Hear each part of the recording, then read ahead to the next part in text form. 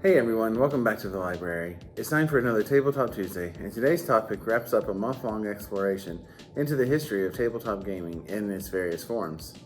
We've looked at everything from board games and card games to the war games that brought about modern TRPGs like Dungeons & Dragons. Today I want to take a look at more modern history, particularly the media and games influenced by D&D since its rise to popularity. Dungeons & Dragons has been influencing media since its rise to fame in the 80s, but many of the kids who grew up in the 70s and 80s who played the early editions of D&D would be forever influenced by it.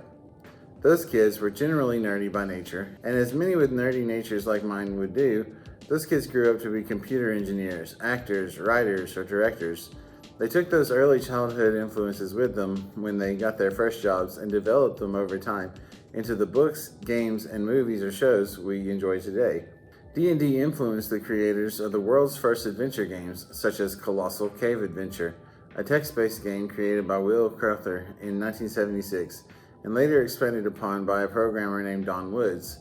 This text-based computer game had the player explore a massive cave system with rumors of treasure hidden within. The game maps were based on the Mammoth Cave system in Kentucky, so it has some real-world grounding, but Wood's version of the game added more of those fantasy elements that we're familiar with in D&D, such as magic spells and dragons. This game went on to influence more games in the action-adventure genre, such as Zork, Rogue, and Mystery House. Some of these games even spawned their own subgenres.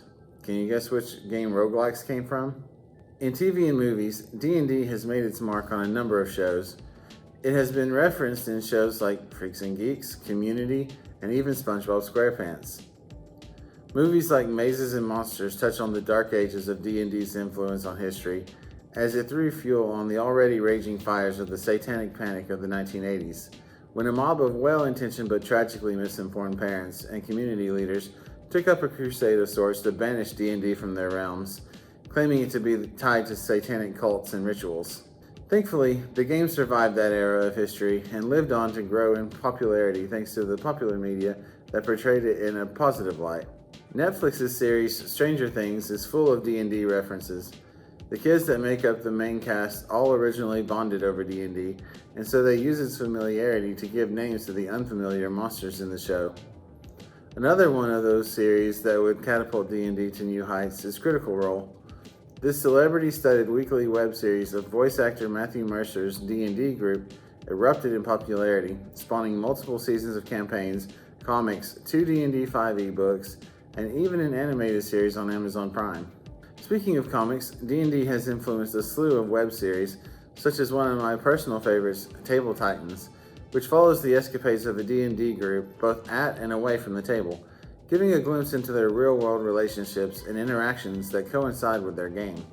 Some, like the comics from Board Panda, are just typical one-shot funny comics that go with a generic D&D inspired theme. D&D even has its own officially branded comic series that stretches way back. If you're looking for a more modern series, I recommend starting with the Baldur's Gate series. Minsk and Boo are the greatest heroes of all time. The amount of authors influenced by D&D is staggering. You could fill a library with the books written either as an official D&D title or a book heavily influenced by the game. I would miss out on a huge influence in D&D pop culture if I failed to mention the Drow Ranger Dristo Erden. This Drow runaway, created by beloved author R.A. Salvatore, has to date 37 books to his name, with the 38th coming out later this year. He's perhaps the most famous of all D&D fictional characters, but he's not alone. Ed Greenwood, the father of the Forgotten Realms, gave us a book series all about the wizard Elminster. Authors like Tracy Hickman and Margaret Weiss have also contributed to the D&D multiverse with their Dragonlance series set in the world of Krynn. Even Gary Gygax himself has a series of novels set in his world of Greyhawk. Those are fairly hard to get a hold of and pricey for trade paperbacks, but they do exist. D&D's legacy is far-reaching. From games to books, movies, and TV, it's hard to find a source of media that hasn't been touched by a kid who grew up with D&D and took their experiences with them to their creative work. Look around next time you're out at a store or browsing through your favorite streaming service. I bet you'll find even more references and influences than I touched on. That's all for today's Tabletop Tuesday. This wraps up our Tabletop History series, so next week we'll get back to looking ahead at what's coming next for our favorite tabletop games. Until then, good gaming, thanks for watching, and we'll see you next time.